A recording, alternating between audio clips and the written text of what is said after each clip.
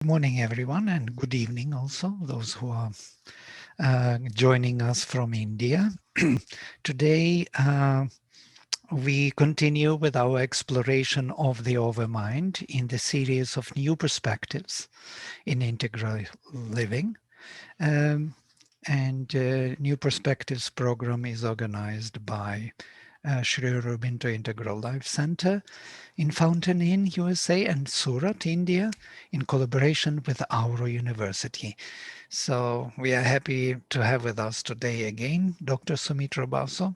We continue this exploration of the overmental consciousness.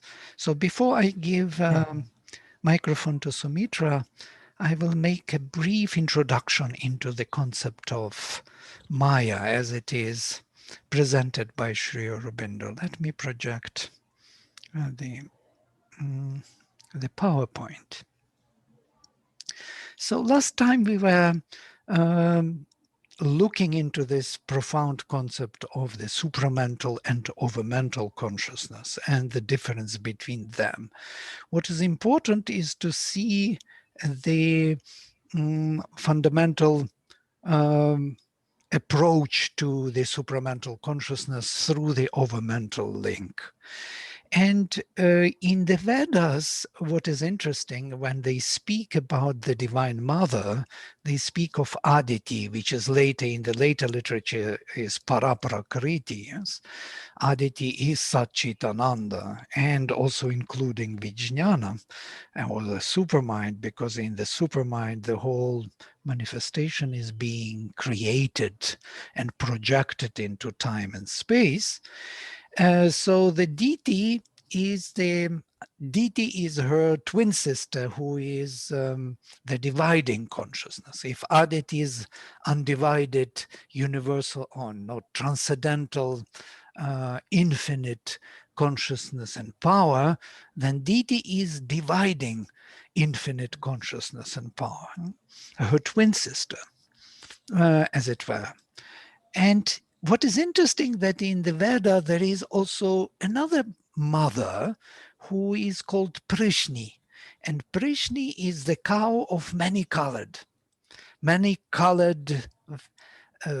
cow, or the mother of many colors. And what is interesting, if we look at the picture presented by Huta, we will see that Overmind presented by the mother as many-colored realm, where all the colors are mixed and presented. So the supermind is a pure gold, and the overmind is this many-colored realm, where the clusters of light are still there. The whole universe is still in this, is not yet totally differentiated into individualized consciousness.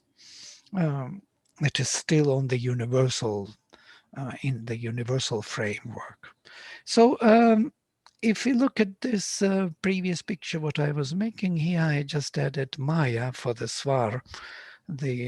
So from Vijnana, which is linking the transcendental world to this manifestation, there is a transition, what Sri Aurobindo calls the realm of the ray of the sun, Svar. Not of the sun itself. Sun itself would be Vijnana, but the realm of the ray of the sun would be Overmind, where Overmind finally meets the darkness and pervades with the light the darkness. So here I would like to take a few quotations from Sri Aurobindo, from the Life Divine, which are most important, and make some comments on them. Sri Aurobindo speaks on the divine Maya. This power was known to the Vedic seers by the name of Maya. Maya meant for them the power of infinite consciousness to comprehend, contain in itself, and measure out. That is to say, to form, for form is delimitation. Name and shape out of the vast illimitable truth of infinite existence. So the forms are made, shaped within this Maya. Maya is that power, the creatrix, the power of the mother. By the way, Ma, Ya, and Ma, Tri, Mother, is the same root to create a form, to shape the form and name the usage of that form, in particular relation to all other forms. It is by Maya that the static truth of essential being becomes ordered truth of active being.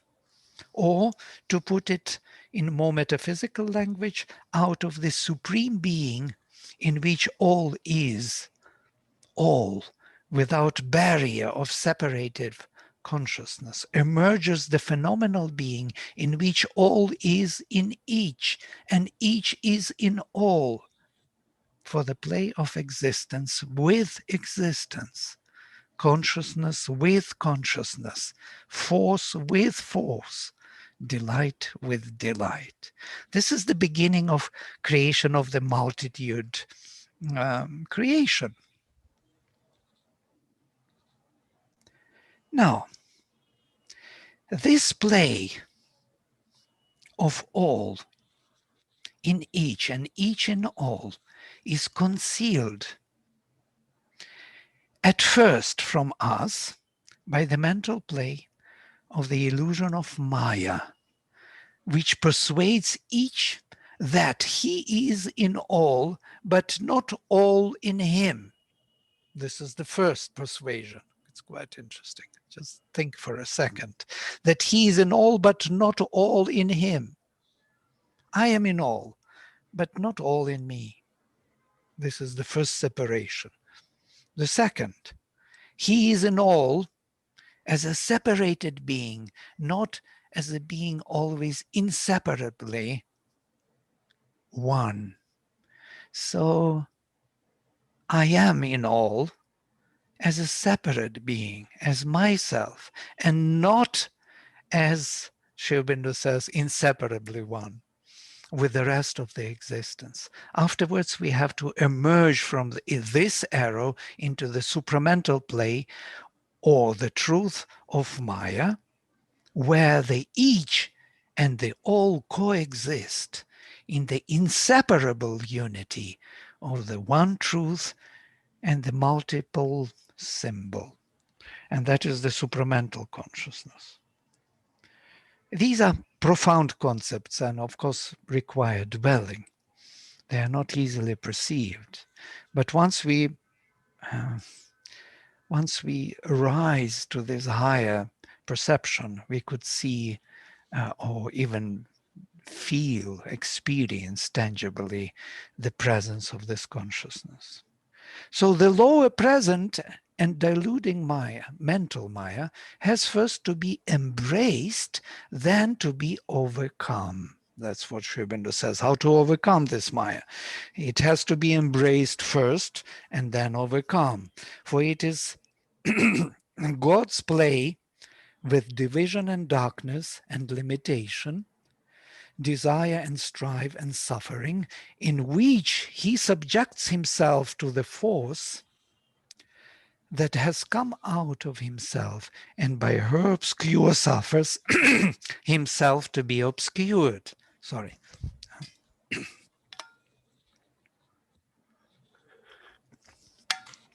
This is the action of Maya. It blocks the throat. So this movement of division, which the divine took on himself, this sacrifice of Purusha, of the one consciousness and being, limited himself by level upon level, going down to the full inconscient. This is the involutionary limitation, or delimitation, as Sri Aurobindo says. That other Maya concealed by this mental, it's already concealed by this division, has to be overpassed, then embraced. So, for it is God's play of the infinities of existence, the splendors of knowledge, the glories of force mastered, and the ecstasies of love illimitable, where he emerges out of the hold of force, holds her instead, and fulfills in her illumined that for which she went out for him at the first. It's a very complex statement, but it says that that limitation which took place in the first place was needed to create that separated focal point of individual consciousness, which is now to be maintained. But in what way? The division, the separateness is to be overcome first, overpassed, and then the truth of one's being is to be embraced in the whole. So what I noticed that these two are profound movements of Sri Aurobindo's integral yoga. One is the spiritual, so to say, presence from over the head of the Jivatma, as it were, where everything is perceived from the point of view of oneness, where everything is viewed as the divine already. All the beings, all the manifestations are the divine in a way. And this is one attitude from all over the head, from above the head. And the other attitude is from the heart of the psychic being, where the unity of all and acceptance of all as the divine cannot be accepted, cannot be taken. It has to be the division of ego, the division of lower nature has to be overcome first, rejected, and then the truth of the divine is to be embraced. These are two attitudes to overcome Maya.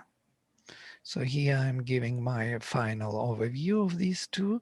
The first movement of Maya, this descent, this sacrifice of the Purusha, the divine soul submitting itself to force and matter so that it may inform and illumine them, is the seed of redemption of this world of inconscience and ignorance.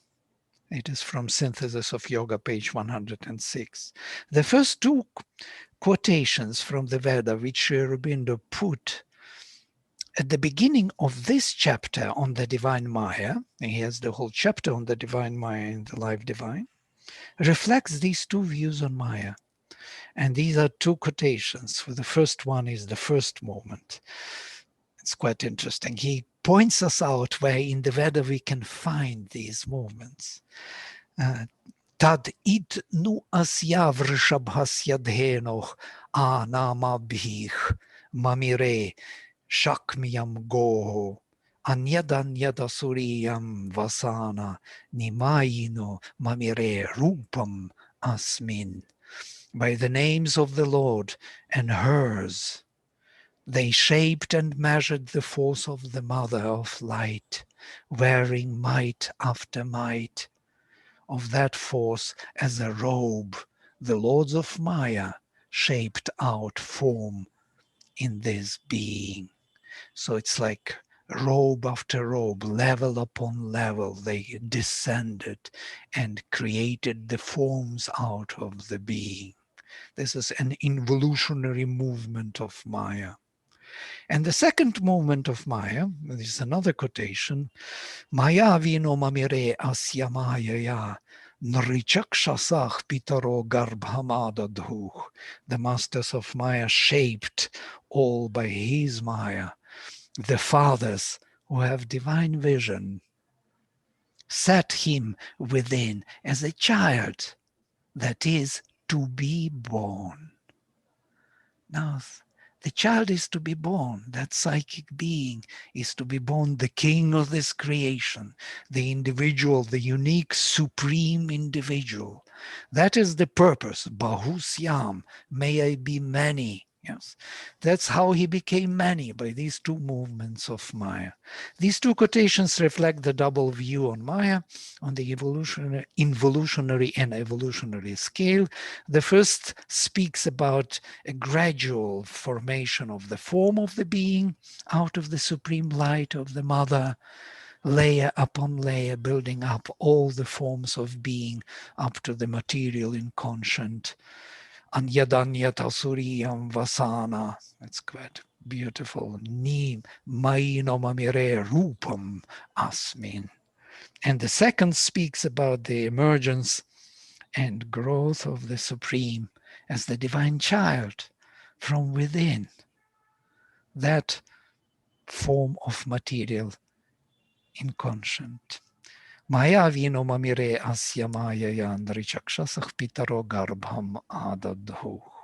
So this is basically my introduction to the Maya, these two movements and these two focal major points of consciousness, the unborn self and the projection of it within the heart of man. And by both of them, this illusion or this division is to be overcome, not by only one, because if we take only one poise, then we fall into Advaitic vision.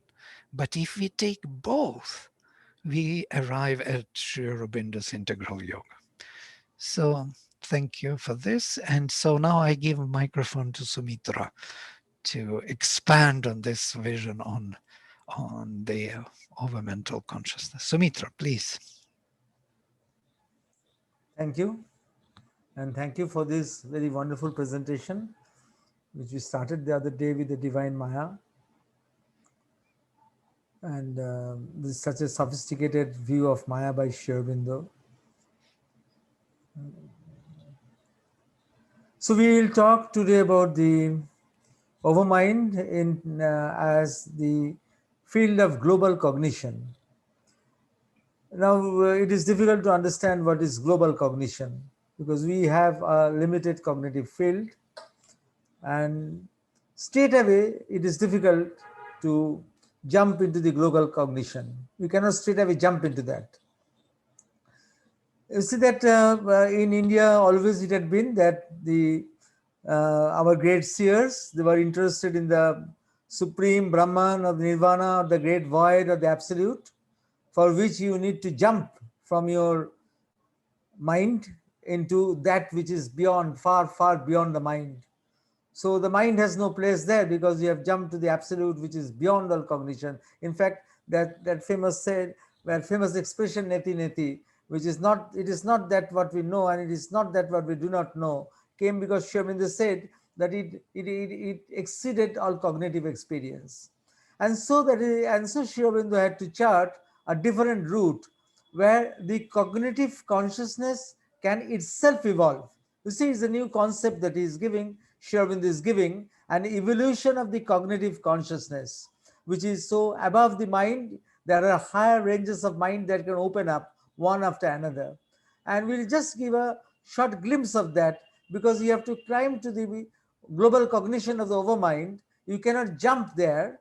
You have to go through these cognitive fields or these cognitive matrices, or more correctly, these matrices of consciousness force, matrices of Chit Shakti that open up one after another after the cognitive, after our usual cognitive space. They open up one after another. We would call it the supracognitive matrices. So they are there. That is a hierarchy of these supracognitive matrices. But remember again, the word hierarchy is not used in a sense in which many people look down upon that word, because as it shows that something is higher and always certain things are lower. It's not like that. Every plane contains the essence of all other planes that have preceded it, and the potentiality of all other planes that will be coming forward.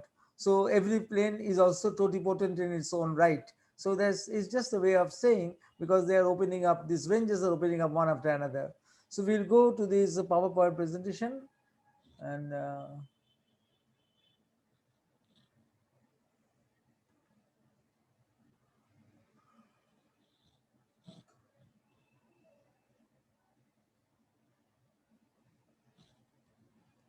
so that's the spiritual mind range. To go to the overmind, you have to go through these different levels after your mind. So after the cognitive space with which we are accustomed, there's a space of what Sri Aurobindo calls a higher mind, and which in my view, this is something which has now to be worked upon, taken upon with a missionary zeal all over the world, because it's a is the world of mass ideation, is the plane of mass ideation, where sea like downpour of spontaneous and automatic knowledge in multidimensional modes. That means contradictory and complementary ideas are present there together with the same value. You know that Shiominda said, I know that the opposite of what I say is true, because there is one plane of consciousness where all ideas, they have the same value even if they are contradictory to each other, and that is the plane of the higher mind. And today it has been now time to shift to the higher mind, because once you shift to the higher mind, you know that the opposite idea of yours is as important as your idea, and immediately you will be free of dogmatic ideas, or of what mother said, exclusivism. When the world suffers from exclusivism, she said, means exclusive ideas. My religion is the best, my philosophy is the best, my ideology is the best. No? At the level of the higher mind, all ideologies, even your opposite ideology, has the same value. So it's now actually time to shift to the higher mind, and we are actually moving to that direction. If you see throughout the world, the mind is shifting from the linear to the non-linear way of thinking. It's an indication that the mind is getting ready to shift to the higher mind. And above the higher mind is, that is a mind which Sri Aurobindo said that, described in one word, revelatory ideograph, where the truth need not be expressed in words. You can catch the body of truth. The truth, you can catch that body of truth, is a seer vision. The seers, no, the great rishis, they did not have the compulsion like philosophers to express everything through language, because things could be revealed automatically, revealed in a higher illuminating vision. So that is the illumined mind. And still above that is intuition. Sri Aurobindo at first used the word intuitive mind in Synthesis of Yoga. Afterwards, he started using the word only intuition, because the intuitive mind means something where the intuition has come down and has become diluted by our reasoning structure. In Sri Aurobindo's intuition is different from the ordinary way in which the word intuition is used. Like that, intuition here is something which lives like a spark, and it has veridical and is determinative. And there are many, what you call, intuition has many parts, or many what you call, that many compartments that you have to understand. There is an intuitive suggestion that comes in a flash. There is intuitive discrimination, which means that intuition can do the work of reason. Intuition is not irrational, it can do the work of reason, it can discriminate. And then there is intuitive inspiration and intuitive revelation. So these are all big things. We have to understand it by as very separate sessions on intuition, because by itself is a very big subject. And then when you have gone to the higher mind, and from there shifted to the illumined mind, and then you had an experience of the intuition, after that only you can say that you are ready for the field of the global cognition, where your individual cognitive field gets connected with the global cognitive field at a higher level. You see, we are always connected with the cosmic consciousness, but at the lower level. We are connected usually with the cosmic consciousness in ignorance. We are not connected with the cosmic consciousness at a higher level.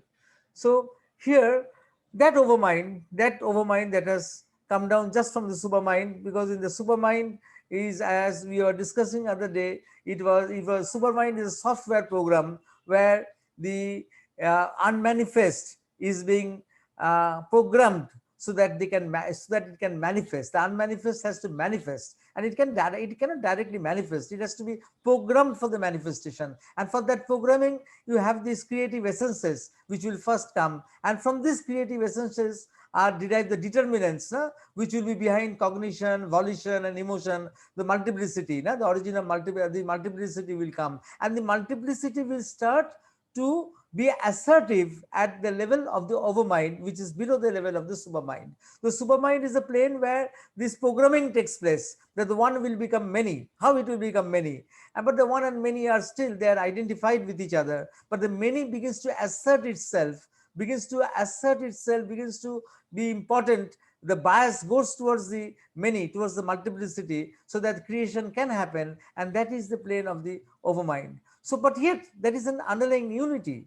You see, in overmind, though the multiplicity is there and is trying to emerge and trying to assert itself, but the multiplicity is aware that it is based on an unity. So it has not become disconnected from unity. It has become based. It is based on the unity. And remember that we in our hierarchy of cognitive climbing, we are going to reach that state. It is not such an easy state where we will be linking up our individual cognition. We want to link it up with the global cognition at the level where all these things are happening, where the multiplicity is originating. So it's not an easy thing. It is not an easy thing. It is a very, very high consciousness, and which we are not ordinarily connected.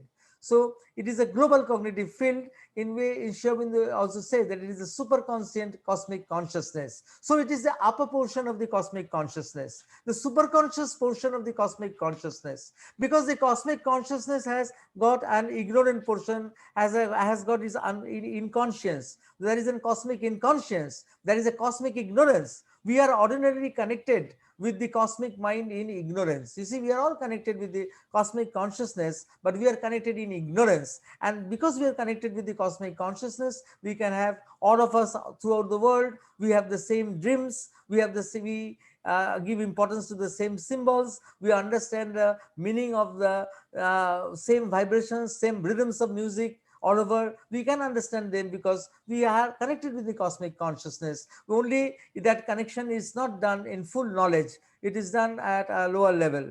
So then, to come to this overmind, therefore you have to traverse the spiritual mind range. So it's a difference. That what is the difference between our ordinary mind, overmind, and the supermind? You see, if we see that at the origin of multiplicity, there where the multiplicity is connected with the unity, it has not lost its connection with the unity. At the level of the mind, the what is there in the overmind, the multiplicity in the overmind has lost its connection with the unity. Therefore, if we see, we consider religion. So at the level of the mind, all religions are conflicting with each other, because each religion has forgotten that it is unified with all other religions. They come from the same matrix of unity.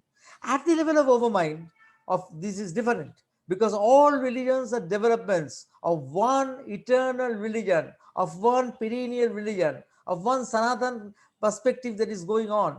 So all religions are developments of one eternal perspective. At the level of supermind, the essence of all religions is just present as a creative idea, a stroke of brush in a white canvas. Is like that.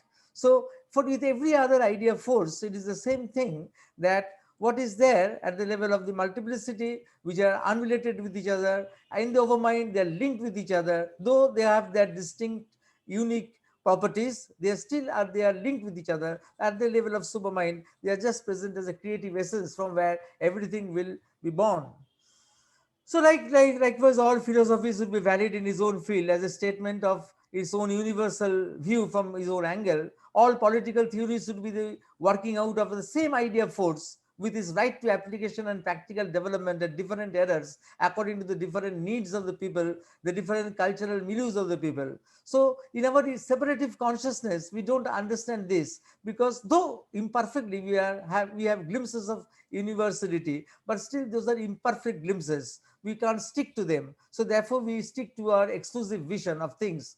So, and in an overmind, this is not there. This exclusiveness is not there. It allows all to live as necessary to the whole, or put each in its place in the whole, or assign each its field of realization or endeavor. So at the level of the overmind, these differences are not there. The same thing which is there at the overmind is allowed to multiply itself, is allowed to lose its connection with the unity. So that's the part, that's the reason that the lower Maya, what Vladimir was showing, that why that is important and why that has to be understood and embraced, because it has to be understood, otherwise the individual potentialities we will not understand. We have to understand every unique potentiality of the manifestation, and only after we have understood every unique potentiality, then we can go to synthesize them. That's why they have to be embraced, and after that they have to be synthesized.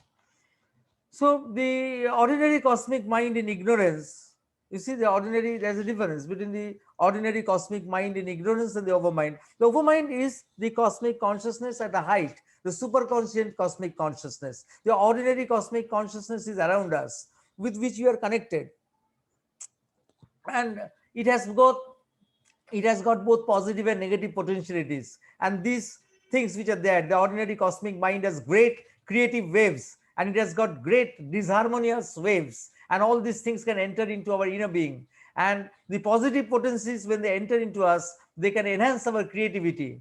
They can enhance our creativity. As Sri Aurobindo has said, that all the positive things, all the positive creative rhythms that enter into our inner being from the cosmic consciousness, a little trickles into the outer being, a little trickles into the outer being, and that little trickle is responsible for our great creativity in our human history. Great creativities in human history are little trickles that come from the cosmic consciousness, that the great waves of creativity are there, and a little bit comes. But if negative potentialities are also there, and they can also come inside us from the cosmic mind in ignorance, and they can cause disharmony. So they can go forward and they can catch hold of the ego, and they can go backwards, and they can form a curtain between the soul and the rest of the being. You see, the disharmonious forces from the cosmic consciousness, they can come inside us, go forward and catch hold of the ego, or they can be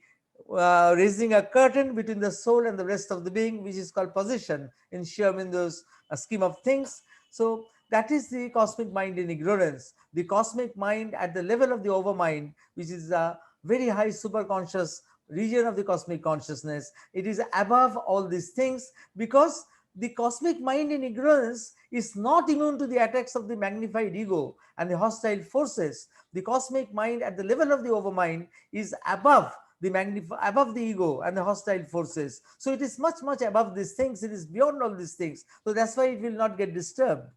And what we say, the Jungian collective unconscious is actually a part of the cosmic mind in ignorance. So that's the global cognition. In global cognition, knowledge rushes from every side, and you can see everything from all points of view, and each thing from all points. Everything from all points of view, and each thing from all points. Thus, the cosmic consciousness is represented not only in its static aspect but also in its dynamic reality, which means it is the expression of something above. It is the expression of something above. So that is the global cognition, where knowledge is coming from everywhere, and you can see objects from all points of view and each thing from all points. This is the difference from our ordinary cognition, which can see things only in sections, but there in the overmind you can see objects from all points of view simultaneously and each thing from all points. So, and then thinking is not your individual stuff.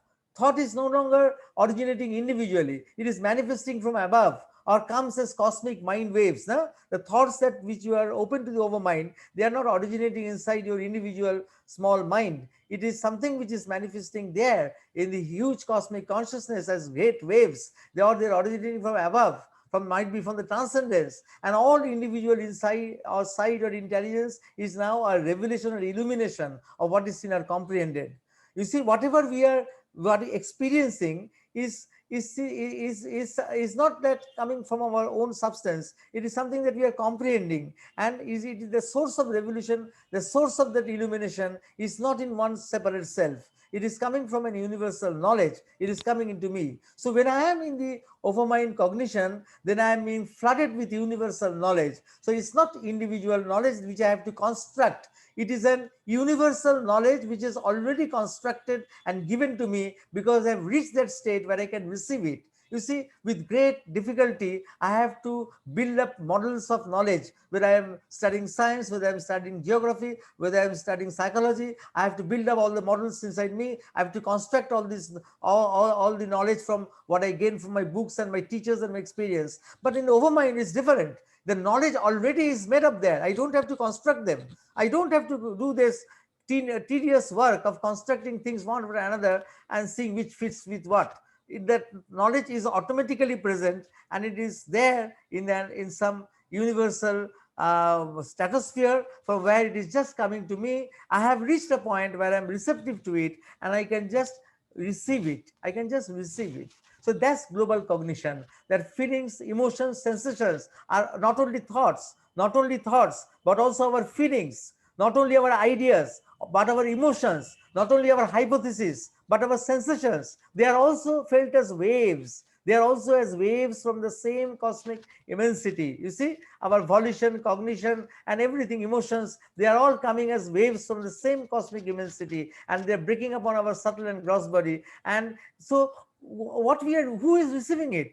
Who is receiving those mighty waves? And it's not my individual ego, but an individual center of the universality. You see that then we have shifted. We are still the individual, but not the individual ego, but as an individual center of the universality. That we have to, that is what transformation that we have to make in ourselves. We have to shift as individuals from the individual ego to being the individual center of a vast universality. The body is only just a point of support. The body is just a point of support of that universality.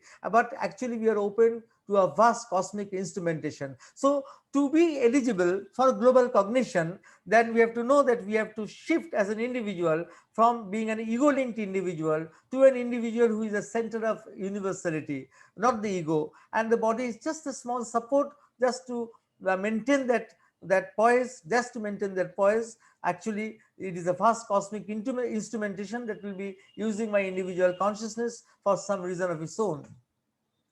So it is, Shyamini used the word boundless largeness. It's a boundless largeness. So it's not the individuality, it's not the separate ego that gives the sense of individuality, but a subordinated individuality, the cosmic existence, cosmic play, and other things. They are alone left. You see, it is not the, what you call, the individual center is overwhelmed by the play of cosmic forces. So the individual center is actually overwhelmed by something beyond the individual. And if you feel something as a center, then it is not as a sense with a sense of personality, but as a field of manifestation that you have to get this. You have to enjoy this not in the sense of a personality, but in the sense of a field of manifestation. That your consciousness is not a personality like this or like that, or like Caesar, or like Socrates, or like Plato, or like Buddha. Forget about that. You forget about that. You just consider yourself a personality is just a field of manifestation, and the field of manifestation is open to the great cosmic forces which are using you, which are just using you as an instrument, which are just using you as an instrument. So this is the point where you have to reach, that it's not the ego, but an cosmic what do you call it, an universal individual that will be forming. It is not the individual ego, but an universalized individual that will be coming into existence, and then only you can know that you are fit for the global cognition. And you see that the global cognition is also the origin of the concept of gods. Now that is difficult to understand. You see that how is the overmind related with the gods? It is interesting, because in the overmind, if you see, the one and many are identified with each other, absolutely identified with each other. That is the, in supermind, I told you, in the supermind there is a programming where the one will become many, but still it is a program that is running. It is a software program that is running, where the many will become, where the one will become many, the unmanifest will become the manifest. But that program still holds the two together in an absolute identification. In the overmind, they are not identified with each other. They are in harmony with each other. You see, that's the difference.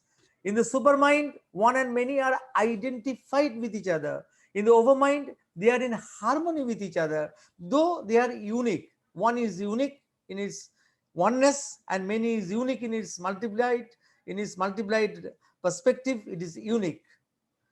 So they are in harmony with each other, and very complex harmony, because the many is composed of many integers, and each integer is in harmony with other integers. You see, it is a very complex harmony, many multi-leveled harmony. You see, it is not one leveled harmony, it is a multi-leveled harmony, because the one is harmonized with the many, and the many is composed of many integers of varying potentialities, and all the many integers inside the many, they are also harmonized with each other. So you see what a complex harmony, what a complex super harmony is there in the overmind. So in the supermind, one and many are identified with each other. In the overmind, they are in harmony with each other. That is, they are not in quarreling with each other, they are in harmony with each other, and they, although they are unique. And that's the unity. You see, when the concept of gods came, then it was conceived that the unity in the overmind can be conceived as an immanent Godhead, which is controlling the patent reality of the many. God is who? God is who is creating the manifestation. You see, the God, we conceived God as someone who is a creator. God is the someone who is a creator. That means who has created the many, and the many has come from the one. But the one, the unity of the one is still the basic immanence. It is the basic thing. Therefore, that is the main God. If you see, if we classify gods, then the immanent Godhead is the unity in the overmind, because that is controlling the patent reality of the many. You see, the concept of God came only when we were concerned with who is going to create the worlds, who is there behind the creation of the multiplicity. As long as the multiplicity was not created, there is no concept of God. There is nothing. There is no concept of anything. Only when the creation is starting, multiplicity is starting, the concept of creation has coming. And when the concept of creation is coming, because everything is starting from the overmind, it is very natural that the gods have to be traced to the overmind. Beyond the overmind, you cannot trace, you cannot come to the gods. It is beyond the gods. So at the overmind, the unity is an immanent Godhead which is controlling the patent reality of the many. Of course, I am saying this in a psychological perspective. Might be there is a different spiritual perspective which Vladimir can tell you about the way gods are perceived also in many different spiritual ways. But if you say psychologically, in a very pure psychological sense, then the concept of creation, or the concept of the creator, comes where the naturally where the multiplicity starts, and therefore the multiplicity starts from a place where unity is the overarching binding point, and therefore that unity is the immanent Godhead. And each integer of the many, you see, each integer of the many is composed of many things, and each integer of the many is a spiritual archetype. It's like a spiritual archetype. The archetype was a word used by Jung. I'm not using in the Jungian sense. Nalini Kantagupta used the word in a different sense. In the Overmind Integers, he used the word spiritual archetypes. Each spiritual archetype is presiding over a harmonic formation, which is creating, which is there in the world. In the manifestation, there are many harmonies. Huh? There are many harmonies that are formed. There are many harmonies that are formed, and each harmonic formation is presided by an archetype or an idea force, and that is that is a very special integer. And you can say that each harmonic formation is presided by a god.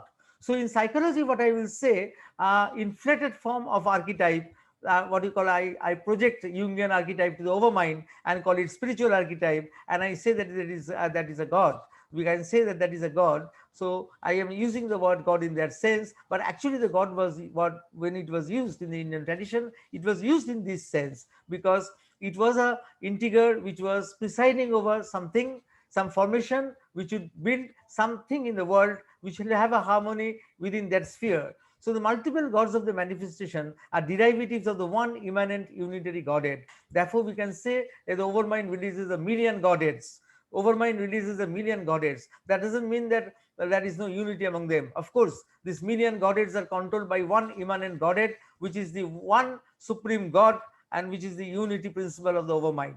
And the unity principle is behind the many multiplicity, and the multiplicity, because it doesn't, the multiplicity has to create a universe, and the universe has to have some semblance of what you call logic. No? The universe cannot be an illogical universe. If was illogical, then we would not have been able to construct laws of physics, laws of chemistry, laws of biology, laws of genetics. And if laws were not created, then there would not be any, we could not have done sums, we could not have done arithmetic, we could not have done mathematics. And if we wouldn't have done mathematics, we wouldn't have been able to send a spaceship to Mars. So you see that everything has to operate according to a plan, according to a design, and therefore the gods are necessary, because each god is playing its role in putting up one design or the other design. So there are designs, no? So if at that time physics, chemistry as subjects were very known, they would have said there is a god of physics, there is a god of chemistry, there is a god of biology. Now at that time they were said there was a god of this thing and other things that were prevalent in the culture at that time. So they had gods of this and god of that, god of illnesses, god of cholera, god of malaria and all that. But then you can have very well a god of physics and a god of biology and a god of mathematics, you will see in this sense. But this is very interesting, that each god of the many are related to each other. You see, because everybody knows in the overmind that they're linked to the unity, therefore each one can accommodate the other, but they can also have conflicts within each other. So like that, physics can go in conflict with biology, no? The biological principles can be against principles of physics, but at the end they are controlled by one master idea, and that is the idea of the science, the scientific idea. So like that, there are gods. You see that we all read stories how the gods are friends among themselves and how the gods fight among themselves, and they do like that. That siblings in a family, siblings coming from the same parents, they can also fight with each other, and they can also be friends with each other. Like just like that, you have to consider just like that, view it with a sense of humor. The gods are like that because they have come from the unity principle, and they have to be collaborating and complementing and contradicting each other, otherwise the manifestation will lose all its play, all its beauty, all its variety. So for that variety, you need to have everything, but at the end everything is the same. As the brothers and sisters, uh, uh, they might quarrel among each other, friendly quarrels, huh? But still they can have something behind, and they can come back and they can harmonize within themselves. So it's just like that. You view it in this way. View the gods with a sense of humor. Don't take them in that very rigid sense that one god is against another god and they will never meet, never the twain shall meet. Not like that. They are just like that when you are siblings and you fought among themselves, and then at the end of the day, when your mother and father called you, they were both together enjoying a cake or a pudding or something.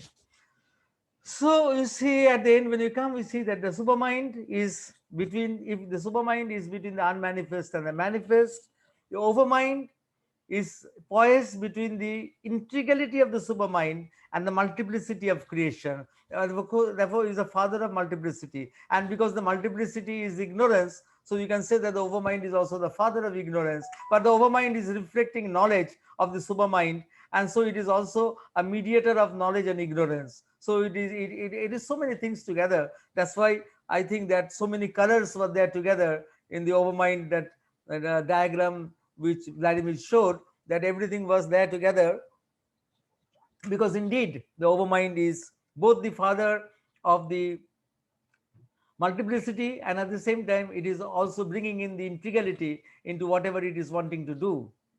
And you see, the supermind is needed because it is a protection. Sri Aurobindo called it as a protective double, a screen of dissimilar similarity, or a corona, or a delegate through which the supermind can indirectly influence the ignorance. Because our ignorance cannot directly take the impact of the supreme light. It cannot directly take the impact of the supreme light. So last day I was showing you how the inconscience was formed. The inconscience was formed because the supermind was coming through the overmind in what you call in restricted ways. The overmind was only permitting restricted rays from the supermind, and when this light was being sent to the rock bottom of the what you call of what the multiplicity can go, no? To the absolute end, and then when it reached the rock bottom, it was sent back because it could no more penetrate the inertia of the matter, and then it was sent back, it bounced back as a shadow, and then the shadow ate up the light, further light that was coming. You see, the restricted light that was thrown from the supermind, that was the overmind regulated it and threw an restricted light, and that light, when it reached the rock bottom of what you call the matter, which was so inert that it couldn't penetrate it further, and then it was sent back as a shadow, and that shadow ate up the light that was further coming, and that was how the inconscience was produced. So, and the inconscience was needed because the inconscience will carry the superconscious, and this superconscious will be released in evolution. So that was needed also. And the limitations of overmind, that the overmind cannot transform the inconscience. Now, because it has created the inconscience, so it cannot transform the inconscience. You need somebody who is superior to the overmind to transform the inconscience. Because the overmind has created the inconscience, it is incapable to transform the inconscience. The inconscience can be transformed only by the supramental light, and it cannot dynamize the transcendence, which means that it cannot make the transcendent transform the super inconscious. You see, the transformation or the light of transformation or the transformation force that is coming down from the superconscious, that has to be dynamic in the earth consciousness. The overmind cannot do that. So you need to surpass the overmind. So you need to surpass the gods. You need to surpass the gods. So some of you were uncomfortable with the gods, some of you are atheists, or some of you are spiritual people without belief in gods, or spirituality without religion, or spirituality without God, which is a fashionable statement nowadays that is now said. So all of you must be rest assured that the overmind has its limitations, and one has to go above the plane of the gods to go to the absolute truth if you want to have the perfection that is needed. And this, we have last two slides. So this is an experience inspired by the overmind. You see, this is a very great cosmic vision in the Gita which was given to Arjuna, and this was the was called the Vishwarup Darshan, where the world spirit was presented in a magnificent vision, no? And the spirit, world spirit, is upholding creation, and at the same time the spirit who is creating is also the time the destroyer. You see, the one who is the creator is also the destroyer. So that is the vision of the great world spirit. And then Sri Aurobindo describes that it is not a direct overmind experience, but it is a mighty cosmic vision with influences from the overmind. It is not a direct overmind experience, but a mighty cosmic vision with influences from the overmind. Now you say, then immediately you say it is there in the Gita, and Krishna is not capable of an overmind experience. No, not that. Sri Aurobindo is not saying that. You see, there are two things in this statement. One is that it is influenced by the overmind, and who is experiencing it? It's not Krishna, but it is Arjun who is experiencing it. The vision has been given to Arjun, and Arjun is a human being. Arjun is not the avatar. And for the human being to get fully into the cosmic consciousness, it is difficult. So he has to first go through the experience of the higher. You see, Sri Aurobindo said that, oh, for a human instrument, it is very difficult to have a sustained overmind experience unless you have gone through that spiritual mind range. The slide which I first showed you today, where you have climbed up to the higher mind, illumined mind, and intuition, and then only an individual is capable of a full cosmic overmental experience. And that is why, even though Arjun had this very big experience, it is not a full overmind experience. It's an experience, of course, a great experience, which is influenced by the overmind. And then Sri Aurobindo goes further and says that the overmind also is not only inspiring this cosmic vision in the Gita, visions like that, but it can also come down in poetry. It can also come down in poetry, and by poetry is not by subject, but those of you who are interested in poetry, I will just give you a glimpse of how the overhead ranges, means the ranges that come above the mind, how they can also influence your thinking, your vision, your what you call your way, your worldview, and directly it can be expressed to your creative spirit. You can express it to a creative spirit. And as for example, one of the greatest overmind influences that can be said is the mantra. Is a mantra either comes from the intuition, which is below the overmind, or from the overmind. You see, mantra which is there everywhere in the world, in all traditions, whether it's in Veda, Upanishads, or in the traditions, all of the traditions of the world, even in the Christian tradition and in other traditions, there is a power is a word of power and light, and that can come from the overmind, that can come from intuition. So Sri Aurobindo has written a lot on the mantra. I think Vladimir is also a very acquainted with this subject. It is a subject. He deals with the Vedas and Upanishads, so he will be able to explain to you these things better. And I will just giving you, for those of you who are interested in poetry, that influences of the overhead ranges. Overhead ranges means the ranges which are the supracognitive ranges, which Sri showed that they can be operative in poetry. So that when he wrote, well, these are all Sri Aurobindo's lines, though Sri Aurobindo has also given examples of lines of poetry from other great poets, and K.D. Setna has elaborated on them. Poets like Wordsworth, poets like Shelley, they have also given written poems that convey something of the overhead consciousness. So that's the higher mind when he wrote. That's the influence of the higher mind when Sri Aurobindo wrote in that sonnet that I have drunk the infinite like a giant swine. You see this concept that I have drunk the infinite like a giant swine. You see, there is no exclusivism there. There's a higher mind which is beyond all exclusive ideas, which accommodates all ideas, contradictory and complementary. Who can do that? No? Only if you are drunk, you can accommodate your enemy, no? As your friend.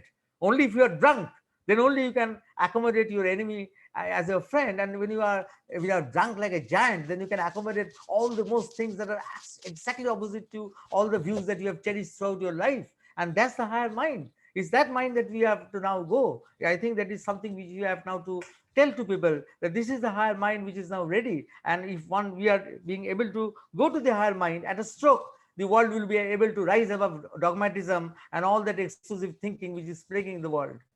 And the illumined mind, where you don't need words to express, you can see that with the black fire and gold fire stove towards one bliss. So that is within the fire, within the, whether it is the fire of the supramental knowledge, or whether it is the fire that is the purifying fire, because it is taking up all the impurities inside itself, and all they are pointing towards the Ananda of Sochidananda. Is there, that is a vision that is coming in the, it is an illuminating vision that is coming, which is very difficult to translate it into words, only by figures, representative figures. So Sherman used that word, revelatory ideograph. Revelatory ideograph. He used that word to describe the illumined mind, the vision of the illumined mind. And then at last, this overmind. This is something which is coming from the overmind inspiration, that in the uncertain glow of human mind is waste of unharmonic thronging thoughts, because in our usual mind we are, there is no harmony in our thoughts, where carve the epic mountain line crowded with deep prophetic grots. So it is there you have to make the spaces where the great, whatever you call, the great fountains of knowledge will come down. It is there that you have to carve the caves, where you have to make the caves, where you have to construct the caves, where all which will hold all that is the uh, universal knowledge that will be just coming down, and will be remove all the things that are not in harmony. So that's a very great vision. It's just to show you, give you a glimpse of where you can take all these things, this global cognition, you can develop it to such an extent that it can also influence your literary output. It's not just only mysticism, it's not just only spirituality, it is also psychology, it's also literary activity, it's also poetry, and it's actually living out life. I think that I have exhausted my time limit, and somebody would still like to comment, add more of question. Of course, questions for me are difficult to answer. I'm not an expert to give answers to overmind, but more important would be if you could, somebody of you could throw some more light, could give some of your experiences, or you could improve on what has been already told. Thank you very much, Soumitra. There are several questions here, which are quite challenging, of course, but very interesting. If you don't mind, I will read them out. There is one question which was put for me, which I will skip for now. But the question is to you: is overmind accessible for Prakriti or only for Purusha? Is the result of performing the great void the access to overmind? Is the great mind and emptiness or shunyata the same thing? So the overmind, you have to have an access to the overmind. When you go to the spiritual mind range, you can only go to the spiritual mind range, that preparation that you can take, only after you have integrated your being around the soul principle of the psychic being.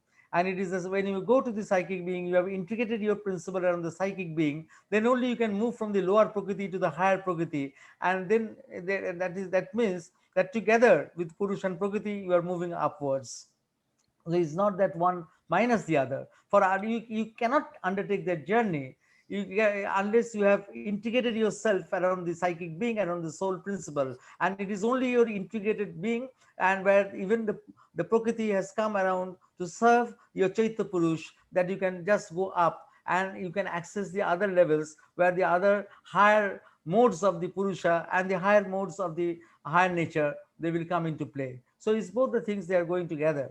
Mm. And I don't think that the result of performing the great void gives access to the overmind. Then Sri Aurobindo would not have needed to make this great way to the spiritual mind range. The only reason that he cultivated the spiritual mind range, and even had that. You see, even he's saying, when he's talking about the experience that Arjun had about about the Vishwarup darshan in the Gita, that he is saying that it is not a full super overmental experience, because you cannot do it for the human instrument unless one has gone through all those spiritual mind range, the higher mind, illumine mind, and intuition. So that means that this is a separate pathway. That going to the great void is one path, and traversing the spiritual mind range is another path.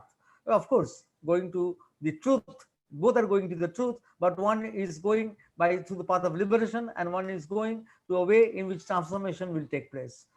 And the great mind and emptiness of shunyata, if you say, in the way the great mind was considered so long, until Sri Aurobindo came and gave the concept of the super mind. And up to that point, the great mind was of course synonymous with emptiness and shunyata. But after Sri Aurobindo has given the concept of the super mind, then this whole what you call this whole emphasis has now shifted in a different direction, where you have to think about that mind which is actually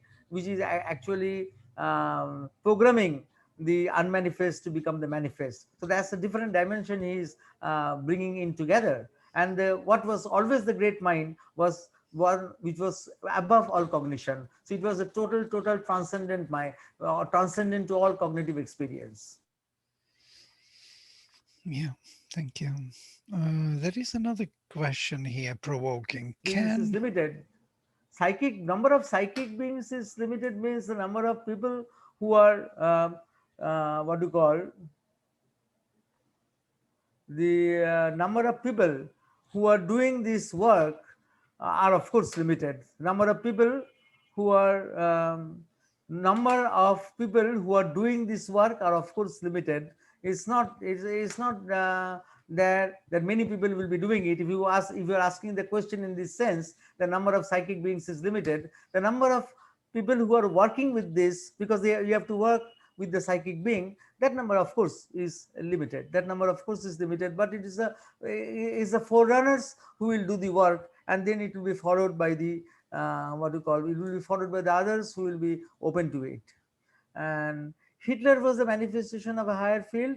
Currently, Dr. Abiy Ahmed, PM of Ethiopia, have embarked on war with his own people with horrible atrocities. It is not. It is a manifestation of a hostile force, and the hostile forces also have also come, have been released. You see, when the manifestation took place, it is not only the positive forces, but the negative forces also were released. So the hostile forces were also released, and the great hostile forces, or the great asuras, and they were there because they were there always. They wanted to contradict the truth. They wanted to contradict the truth, so they were also there, and they were very powerful. They are there from the very beginning. So the hostile forces, like the asuras of falsehood, of ignorance, of suffering, or death, they are there from the very beginning, and they have their emanations. They have their emanations. So, like Hitler, the great emanation of a vital asura, all these things are there to contradict the work which is going towards the positive side. So that is always there, and there is a time, Savitri Sri Aurobindo said that a time comes when these hostile forces will give up, and when they give up, they will cry in joy, because they know that their dreaded work has come to an end, because they were also doing that work out of a compulsion. It was a compulsion that they had to do the work. They had to contradict the truth, because unless you do the contradiction, you cannot have the full play of manifestation. In the manifestation, you have to have everything. You have to have the opposites of what you have given, and otherwise the manifestation is incomplete. The opposites are not there. Life is incomplete, in our ordinary life. Even if there is no sorrow, then we cannot experience what is joy. So it is something like that in a magnified scale. But when actually their work ended, they wept with joy. It's not that the mother and Sri Aurobindo are the highest avatars in that sense, but they are supramental avatars. I think in the one of the sessions before that I had described what work they did as avatars, and as avatars they were the ones who are doing one special work which had not been done before, but which was at that point now that was needed for the perfection and the work of transformation that is needed for the world. Past life thing, I think we'll talk about in some other way. It's not in connection with the overmind. Past life regressions are not in connection with the overmind, and we are seeing it from a different angle altogether, where actually these past life regression things don't fit into their way in which they are presented in the present, in the contemporary field. They do not fit in that way, because we are always looking forward. For us, it is the unborn future which is important, always the unborn future, not the past. We don't want to be tied up with the past. We actually are wanting to be get released from the past. And there are things which are we are wanting to get rid of, which have been so long they are plaguing us. So we don't want to go back and to get tied with things that which we are wanting to shed off. So we are wanting to go to the future, and that is more important for us.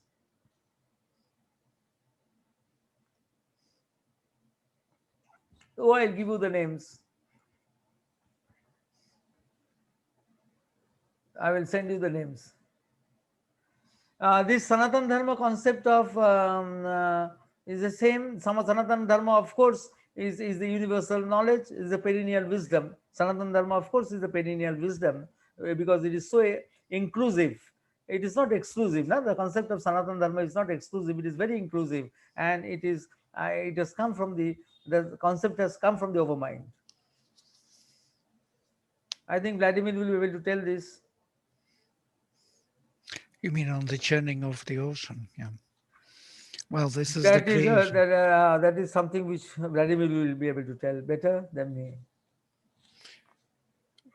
Well, that's quite obvious that this is the ideal of creating immortality. Yes, immortality in the manifestation.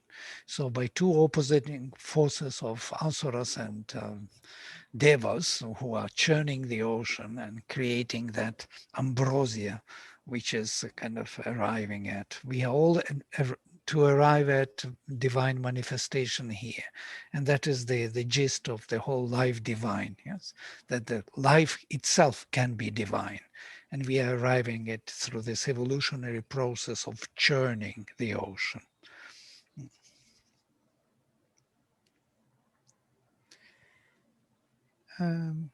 Does the concept of unmanifest mean that it cannot be perceived by the mind either? This is for you, Soumitra. If you see that the concept of unmanifest is, of course, it is unmanifest means, of course, it is beyond our attempts to cognitize it. You cannot cognitize the unmanifest. You cannot cognitize it. Now, Indanidhi has said about this Maya and Prakriti, they belong to different levels. Indanidhi herself can tell this answer very well, better than me. But in Sri Aurobindo's Divine Maya, you see what is Sri Aurobindo's Divine Maya? In a very simple way, if I tell you that when the creation was taking place, then you needed a law so that everything will not go haywire, because you are wanting to create infinite potentialities, and when you want to create infinite potentialities, then you can land up in infinite chaos. And to so that that chaos doesn't happen, you have to have a guiding law so that everything is put in its proper place, in a way that the divine Maya is that which is putting everything in its proper place, and therefore it is predating, the divine Maya is predating even Prakriti. I can say that it is predating the concept of Prakriti, because it is wanting to put everything in its proper place, even Prakriti, the higher Prakriti in its place and the lower Prakriti in its proper place. So everything is done by the divine Maya. Only when you come down into the lower manifestation, into the lower Prakriti or in the lower hemisphere, then the Maya, you see it in a very different way. But in Sri Aurobindo's divine Maya is that higher Maya which is trying to put everything in its proper place so that things do not go haywire, things do not get disorganized in that infinity. Mm. There is one more question which Siegfried is clarifying, that he wanted to ask the number of if there is an evolutionary process and the number of psychic beings is limited to a certain number, or it is unlimited, infinite in a way.